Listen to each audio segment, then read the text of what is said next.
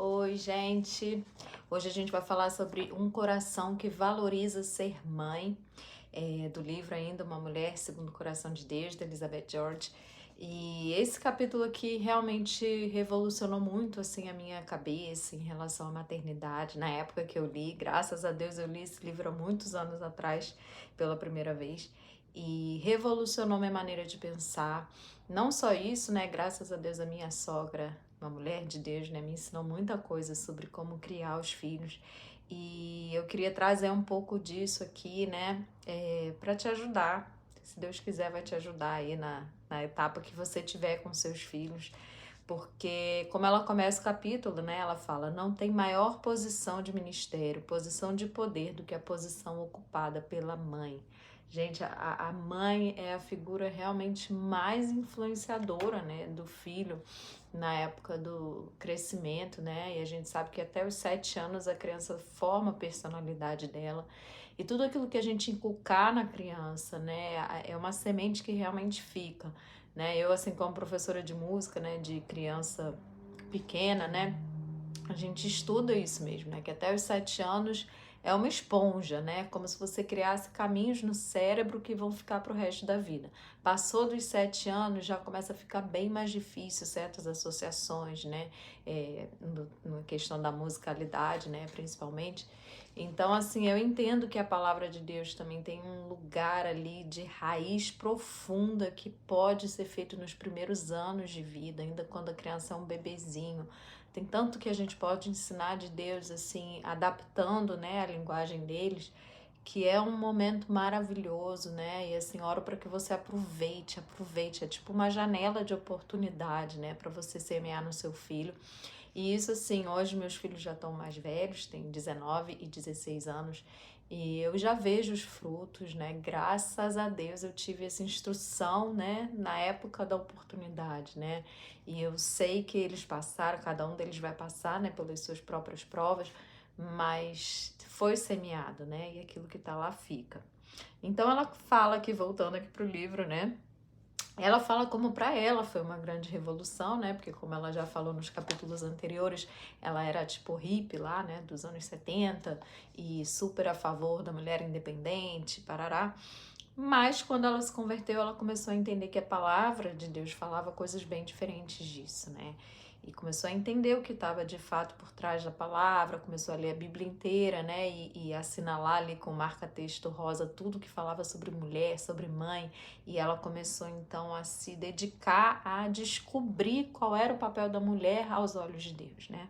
E o fruto disso é esse livro aqui. A primeira coisa que ela descobriu, né, como uma característica de alguém que valoriza ser mãe, era a paixão por ensinar a palavra de Deus, né? Então, e ela fala, né, na verdade a gente sabe que a fé vem pelo ouvir e o ouvir pela palavra de Deus.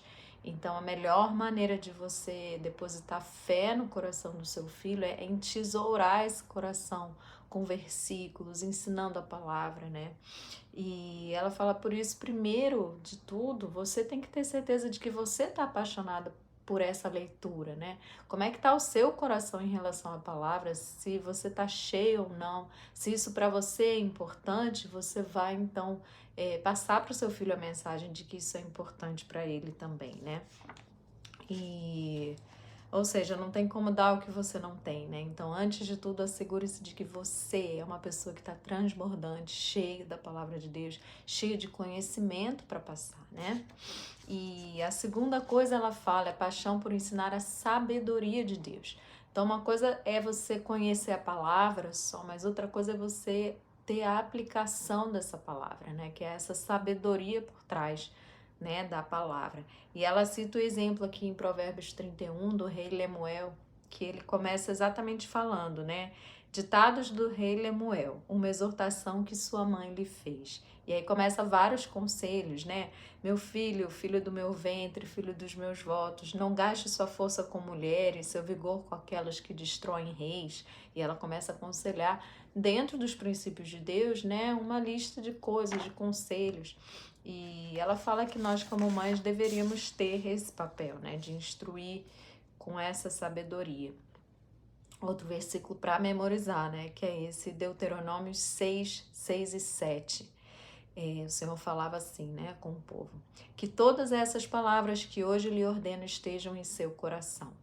Ensine-as com persistência aos seus filhos. Converse sobre elas quando estiver sentado em casa, quando estiver andando pelo caminho, quando se deitar e quando se levantar. Ou seja, a gente é o tempo todo, é em cada oportunidade, é muito mais assim nos passos que você está dando ao longo do dia, né? Não precisa ser só uma hora de lição, de teoria, mas ao longo do caminho, né?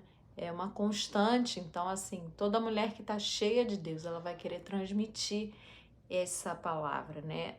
Todo o tempo. Né? E outra razão que ela fala é o seguinte, né? A palavra de Deus fala em Isaías 55:11, assim também ocorre com a palavra que sai da minha boca. Ela não voltará para mim vazia, mas fará o que desejo, atingirá o propósito para o qual a enviei. É uma fé, gente, que quando você semeia a palavra assim no coração do seu filho, essa palavra não vai voltar vazia, né? O Senhor vai operar ali naquele coração e a gente vai ver os frutos disso.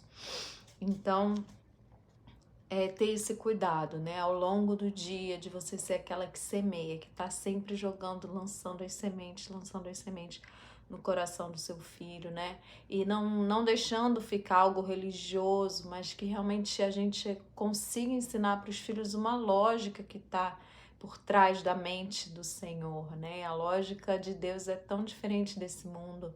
Então existe um papel, né, da gente como mãe de fazer com que a criança vá compreendendo, tendo a revelação do que é essa mente de Cristo, né, que a gente deve desenvolver, né, uma mente que a lógica é o amor, é o oposto, né, do egoísmo. E como ensinar, né, os nossos filhos nesses dias, sendo muito intencional, conhecendo muito a palavra, a gente como filho de Deus se responsabilizando, né, pelas nossas missões, assim, né, como mãe. Então, que o Senhor te dê muita graça nessa missão. E ela fala assim, sim, entendi tudo, mas como que eu faço na prática, né? Bom, ela fala aqui que ela, no caso dela, teve que tomar uma decisão lá na casa da época, que era desligar a TV, que eles ficavam muito tempo vendo TV, e que ela tomou essa decisão, não, vamos, nesse dia aqui, esse tempo aqui a gente desliga e vai estudar a palavra. Ou seja, defina um tempo, faça disso uma prioridade, né? O tempo todo aqui no livro ela fala, né, sobre as prioridades de Deus, né? E a prioridade requer tempo, né? Como é que você vai se dedicar a uma coisa que você não separa tempo? Então, separa esse tempo. E ela fala também aqui, ó, reconheça o seu papel de professora, né? Admita isso, né? Tome posse desse papel, que é um papel de mãe, gente. A gente tem que ensinar, sabe? Se aprimora, desenvolve isso, busca recursos que podem te ajudar, né? Considere exemplos bíblicos de outras mães. Ela fez um estudo sobre Joquebede, Ana, Maria, né? Então fica aí a dica para você também fazer. E ela fala da importância de memorizar os versículos com os filhos. Ela cita um exemplo de uma evangelista chamada Corrie ten Boom, que foi prisioneira durante a Segunda Guerra Mundial, e ela fala como a memorização dos versículos foi importante para ela sobreviver aos campos de concentração. Ela falou que ficava ali meditando nos versículos e aquilo passou a ser tipo um alimento para o espírito dela. Gente, a gente não sabe o dia de amanhã, né? Então é tão importante a gente ter a palavra viva dentro do nosso coração, memorizada, para que a gente não fique dependendo, né, da Bíblia ali na mão, mas em qualquer ocasião nosso coração esteja preparado, né? Então, se a gente quer isso para os nossos filhos, a gente também tem que se esforçar em memorizar isso, né, com eles.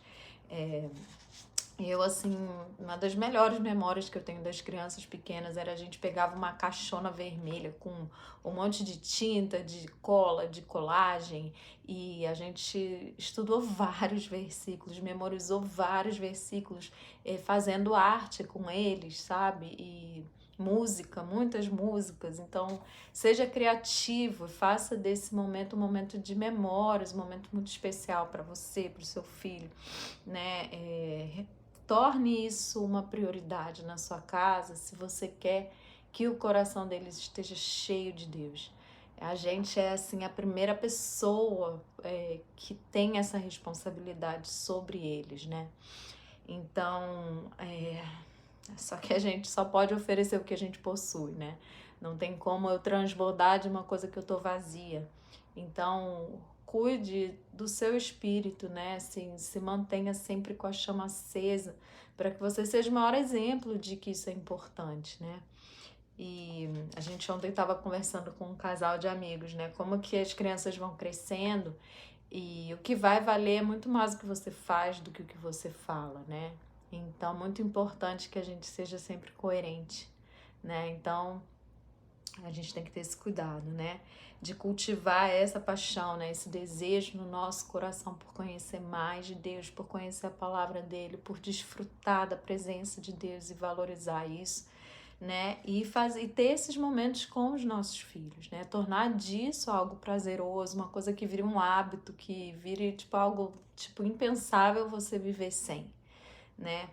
Então, ela fala aqui, né? E você já se comprometeu a dar destaque para a palavra de Deus, né, na sua casa?